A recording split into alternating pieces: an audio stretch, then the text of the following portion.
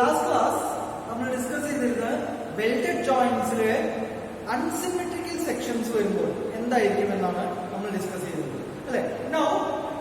Now we are getting into the most important section on welded joints. Eccentric loading വരുമ്പോൾ എന്താണ് സംഭവിക്കുക? Okay, so what do you mean by eccentric loading? Eccentric loading എന്ന് പറഞ്ഞാൽ എന്താണ്? ഒരു ഒബ്ജക്റ്റിന്റെ load, അതായത് സെൻട്രോയിഡിൽ നിന്ന് എത്ര ഡിസ്റ്റൻസ് വിട്ടാണ് നമ്മൾ ലോഡ് കൊടുക്കുന്നത്, അതാണ് ആ ഒബ്ജക്റ്റിനെ ബേസ് ചെയ്തിട്ടുള്ള അതിന്റെ എക്സെൻട്രിസിറ്റി എന്ന് പറയുന്നത്. സോ ഒരു ഒബ്ജക്റ്റ് ഉണ്ടെങ്കിൽ there is an object like this. So ഇതിലേക്ക് ഒരു ഫോഴ്സ് നമ്മൾ കൊടുക്കുന്നുണ്ട്. ഓക്കെ, സോ ഇവിടെയാണ് നമ്മൾ കൊടുക്കുന്ന ഫോഴ്സ് എന്ന് പറയുന്നത്. ഓക്കെ, സോ ഈ ഒരു ഒബ്ജക്റ്റിന്റെ സെൻട്രോയിഡ് എവിടെയാണ്?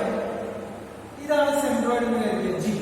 ഓക്കെ, അപ്പൊ സെൻട്രോയിഡിൽ നിന്ന് ലോഡ് കൊടുക്കുന്ന അപ്ലൈ ചെയ്യുന്ന പോയിന്റിലേക്കുള്ള ഡിസ്റ്റൻസിനെയാണ് നമ്മൾ എക്സെൻട്രിസിറ്റി എന്ന് പറയുന്നത്. Okay, how eccentric you are എന്നൊക്കെ പറയാമല്ലോ. സോ എക്സെൻട്രിസിറ്റി എന്ന് പറയുന്നത് നമ്മുടെ ഏറ്റവും കോർ ആയിട്ടുള്ള മാസ് അല്ലെങ്കിൽ ഏരിയ കോൺസെൻട്രേറ്റ് ചെയ്ത ഒരു സ്ഥലത്തിൽ നിന്ന് എത്ര വിട്ടിട്ടാണ് നമ്മൾ ലോഡ് അപ്ലൈ ചെയ്യുന്നത്. Okay, so fine. So welded joints, welded പാർട്സിലെ എക്സെൻട്രിക് ആയിട്ടുള്ള ലോഡ് അപ്ലൈ ചെയ്ത് കഴിഞ്ഞാൽ എങ്ങനെയായിരിക്കും അതിന്റെ ക്യാരക്ടറിസ്റ്റിക്സ്, അതിന്റെ ലെങ്തും ഹൈറ്റും, അതിന്റെ ഡിസൈൻ എങ്ങനെയായിരിക്കും എന്നാണ് നമ്മൾ ഡിസൈൻ ചെയ്യാൻ പോകുന്നത്. So for that will consider ഒരു ഇങ്ങനെ object and here it is welded. ഇതാണ് വെൽഡഡ് പോർഷൻ, ഇതാണ് വെൽഡഡ് പോർഷൻ എന്ന് വിചാരിച്ചോളൂ. ഓക്കെ, ഇത് സ്റ്റീൽ പ്ലേറ്റ് കൊണ്ട് വേറൊരു പ്ലേറ്റ് വെച്ച് അതിനെ വെൽഡ് ചെയ്തതായിട്ട് കണക്കാക്കാം. ഓക്കെ, സോ ഈ വെൽഡഡ് പോർഷനില് ഇത്ര ഡിസ്റ്റൻസ് വിട്ടിട്ട് നമ്മളൊരു ഇവിടെ ഒരു ഹുക്ക് ഉണ്ട്. ഓക്കെ, ഇത്രയാണ് ആക്ച്വലി വെൽഡഡ് പോർഷൻ. സോ ഈ ഹുക്കിൽ നിന്ന് ഒരു ലോഡ് ആക്ട് ചെയ്യും. അപ്പൊ ഈ ലോഡിന്റെ എഫക്ട് എവിടെ ഉണ്ടാവും? ഈ വെൽഡഡ് പോർഷനിലും ഉണ്ടാവില്ലേ? സോ ഈ ഒരു ഭാഗത്ത് നോക്കിക്കഴിഞ്ഞാൽ, സോ ഇങ്ങനത്തെ ഒരു ഒബ്ജക്റ്റിനെ നമ്മൾ ഇങ്ങനെ ഒരു ഫോഴ്സ് പി കൊടുക്കുകയാണെങ്കിൽ ഈ ഒബ്ജക്റ്റിന് എന്ത് സംഭവിക്കണം? ഈ ഒബ്ജക്റ്റിനെ ഇനീഷ്യലി ഇങ്ങോട്ടുള്ള ഒരു ഷിയർ, അത് ഡയറക്ട്ലി ഇങ്ങോട്ടുള്ള ഫോഴ്സ് ആണ്. സോ ഇങ്ങോട്ടൊരു ഷിയർ ഉണ്ടാവും അല്ലെ? And also there is a pull from this thing അല്ലെ? ഇവിടെ നിന്ന് ഇതിനെ ഇങ്ങോട്ടുള്ള ഒരു പുള്ളായിട്ടുണ്ടാവും. സോ ഇങ്ങോട്ടുമല്ല ഇങ്ങോട്ടുമല്ലാതെ ഈ ഡയറക്ഷനിലേക്ക് ഒരു ഷിയർ ഉണ്ടാവും. ഈ രണ്ട് ആദ്യത്തെ ഷിയറിനെ പ്രൈമറി ഷിയർ എന്നും രണ്ടാമത്തേനെ സെക്കൻഡറി ഷിയർ എന്നും പറയുന്നു. ഇതിന്റെ റിസൾട്ടന്റ് എടുത്ത് നമുക്ക് മാക്സിമം ഷിയർ കണ്ടുപിടിക്കാം. സോ ഇതാണ് ഇതിന്റെ കോൺസെപ്റ്റ്. ഓക്കെ, സോ ഇപ്പോ ഇതിന്റെ ഷിയറിംഗ് എങ്ങനെയാണ് വന്നത് മനസ്സിലായി ഞാൻ വിചാരിക്കുന്നു. ഓക്കെ, സോ ഈ കേസിൽ primary shear tau dash, secondary shear tau double dash, maximum shear. Okay, so primary ഷിയറും സെക്കൻഡറി ഷിയറും ഇടയിലുള്ള ആംഗിളിനെയാണ് നമ്മൾ തീറ്റ എന്ന് പറയുന്നത്. Okay, O is the center of gravity, width of the weld, M, length of the weld, parallel fillet ആവുമ്പോൾ N. Okay, ഈ ഓഫ് വെൽഡ് എന്ന് ഞാൻ പറയില്ല, കാരണം ദാറ്റ് ഡിപെൻഡ്സ്, എങ്ങനെ വേണമെങ്കിലും ആവാം. ഈ വെൽഡ് ചിലപ്പോൾ ഇതുവരെ ഉണ്ടാവുള്ളൂ, ചിലപ്പോൾ ഇവിടെ ട്രാൻസ്വേഴ്സ് ഉണ്ടാവില്ല, ചിലപ്പോൾ പാരലൽ ഉണ്ടാവില്ല, ദാറ്റ് ഡിപെൻഡ്സ്. ഓക്കെ, സോ ഈ ലെങ്തിനെയാണ് നമ്മൾ N എന്നും ഇതിനെ M എന്നും പറയുന്നത്. ഓക്കെ, ഇത് എക്സെൻട്രിസിറ്റി. ഇത് സെൻട്രോയിഡിൽ നിന്ന് ലോഡ് കൊടുക്കുന്ന പോയിന്റിലേക്കുള്ള ഡിസ്റ്റൻസ് ആണ് eccentricity.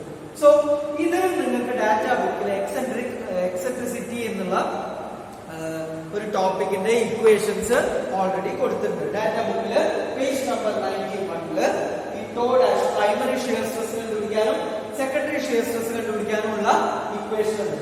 This is P by HT into L, where HT എന്ന് പറയുന്നത് H cos 45 ആണ്. നമ്മൾ ആദ്യം മുതലേ പറയുന്നത് HT എന്ന് പറയുന്നത് thickness of well, that is H cos 45, L is the length. So ഇതിന്റെ ലെങ്ത് എന്തായിരിക്കും? ഇപ്പോ ഇവിടെ മാത്രമാണ് വെൽഡ് അടിച്ചിട്ടുള്ളത് വിചാരിച്ചു. അപ്പൊ എന്തായി? ഇത്ര ലെങ്ത് അല്ലെ? അപ്പൊ L plus N 2N ആണ്. ഇവിടെ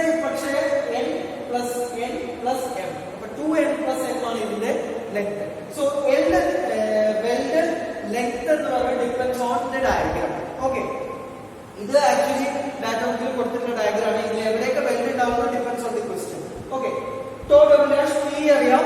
ഇ എന്താണെന്ന് അറിയാം. m square plus n square by 2j. j is nothing but polar moment of inertia. എന്തിന്റെ polar moment of inertia? ഈ വെൽഡിന്റെ ഷേപ്പിനനുസരിച്ചുള്ള polar moment of inertia. അത് 96 97 പേജ് നമ്പറിൽ you can see. ഈ ഒരു പേജ് നമ്പർ നോക്കുകയാണെങ്കിൽ ടൈപ്പ് ഓഫ് വെൽഡ് എങ്ങനെയാണ്? ഒരു straight weld, ഒറ്റ വെൽഡാണോ അതോ ട്രാൻസ്വേഴ്സ് ആണോ, രണ്ടും കൂടിയിട്ടുള്ളതാണോ, ട്രാൻസ്വേഴ്സും ഫില്ലറ്റും ചേർന്നിട്ടുള്ളതാണോ, അതിനനുസരിച്ചുള്ള പോളാർ മൊമെന്റ് ഓഫ് ഇനേർഷ്യയുടെ ഇക്വേഷൻസ് ഇതിൽ ഡയറക്റ്റ് ആയിട്ട് കൊടുത്തിട്ടുണ്ട്. ഓക്കെ, അതിൽ നിന്ന് നമുക്ക് ജെ കണ്ടുപിടിക്കാൻ പറ്റും. ഫൈൻ. ആൻഡ് ടോ മാക്സ് കണ്ടുപിടിക്കാം. ടോ വൺ ടോ ഡാഷ് കണ്ടുപിടിച്ചാൽ ടോ മാക്സ് കണ്ടുപിടിക്കാം. ബട്ട് പ്രൊവൈഡഡ് കോസ് തീറ്റ എന്നുള്ള ഈ തീറ്റ കണ്ടുപിടിക്കാം. അത് കണ്ടുപിടിക്കാതെ ഇക്വേഷൻ ഇവിടെ ഗിവൺ ആണ്. n by root of m square plus n square. Okay, ഇത് ഒരു പൈത്തഗോറസ് തിയറം വഴി വന്നതാണ്. ഈ ഇക്വേഷൻ ഒക്കെ വളരെ സിമ്പിൾ ആണ്. അതിന്റെ ഡെറിവേഷൻ നമുക്ക് ആവശ്യം ഓൾറെഡി ഗിവൺ ആണ്. Okay, fine. നൗ ഇതിന്റെ ബേസ് ചെയ്തിട്ടുള്ള ആദ്യത്തെ പ്രോബ്ലം നമുക്കൊന്ന് അനലൈസ് ചെയ്തു. ഓക്കെ, single transverse parallel fillet weld. Single transverse ആണ്. ഇതാണ് സിംഗിൾ ട്രാൻസ്വേഴ്സ് അല്ലെ, പെർപെൻഡിക്കുലർ ഫോഴ്സ് കൊടുക്കുന്നതിന്റെ. Okay, and parallel fillet weld parallel ആണ്. ഓക്കെ, സോ പാരലൽ ആയിട്ടാണ്. Okay, is subjected to an eccentric load of 300 kilonewton. So given എന്താണ്? P is equal to 300 kilonewton. 300 into 10 power 3 newton. തന്നത്. Width of the plate is 200 mm. Width എന്ന് പറയുന്നത് ഇതാണ് m എന്ന് പറയുന്നത്. So m is equal to 200 mm and eccentricity is 400 mm. Eccentricity is equal to 400 mm. Okay. Find thickness of plate. Thickness ആണ് കണ്ടുപിടിക്കേണ്ടത്. HT ആണ് കണ്ടുപിടിക്കേണ്ട factor. If length of parallel fillet is 100 mm. Parallel ആയിട്ട് ഫില്ലറ്റിന്റെ length n is equal to 100 mm. Okay. So from here you got all the terms. ഇനി എങ്ങനെയാണ് ഇത് കണ്ടുപിടിക്കുക എന്നുള്ളത് നമുക്ക് നോക്കി നോക്കാം. സോ ഗിവൺ ഡയഗ്രാംസ് അറിയാം. നമ്മളെല്ലാം ഈ ഇക്വേഷൻസിലേക്ക് സബ്സ്റ്റിറ്റ്യൂട്ട് ചെയ്യണം. ടോ ഡാഷ് കണ്ടുപിടിക്കുകയെങ്കിൽ പി ആണ് നമുക്കറിയാം, എച്ച് ടി ആണ് നമുക്ക് കണ്ടുപിടിക്കുന്നത്. എൽ നമുക്ക് അറിയില്ല. സോ ആദ്യം എൽ കണ്ടുപിടിക്കുക. എൽ ഈ ഡയഗ്രത്തിൽ എന്താണ്? ഇത് parallel fillet, transverse fillet.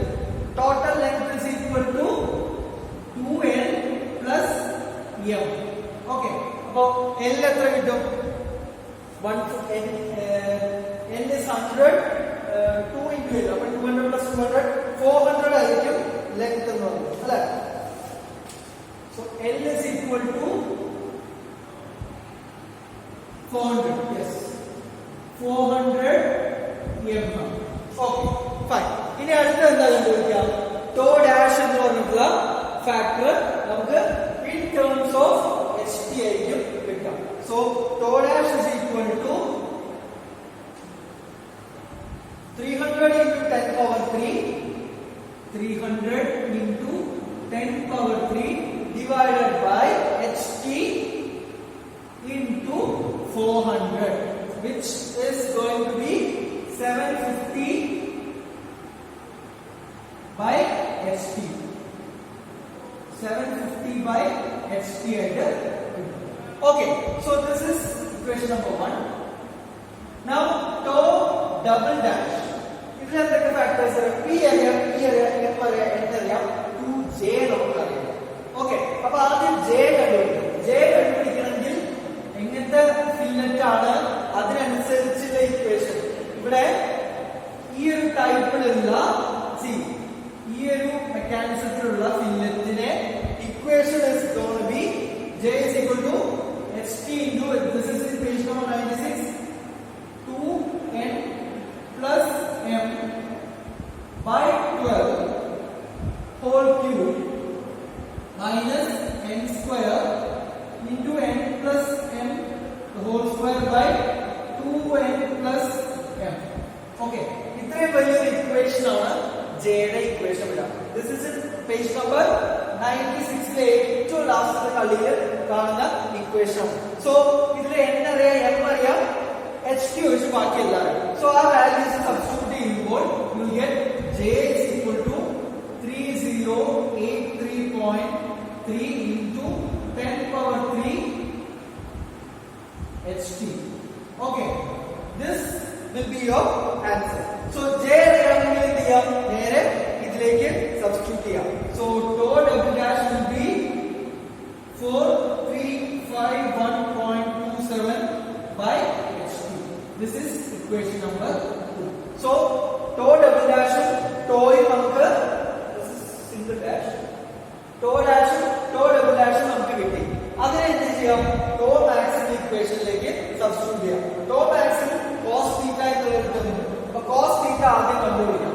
cos theta is equal to എത്രയാണ് 100 by 100 divided by root of n square plus n square, 100 square plus 200 square. So theta is going to be around 0.447, 0.447. So theta is going to be 0.447. ഇനി എന്ത് ചെയ്യാം, ഇതിനെ tau max ന്റെ ഇക്വേഷനിലേക്ക് substitute ചെയ്യാം. So tau max is going to be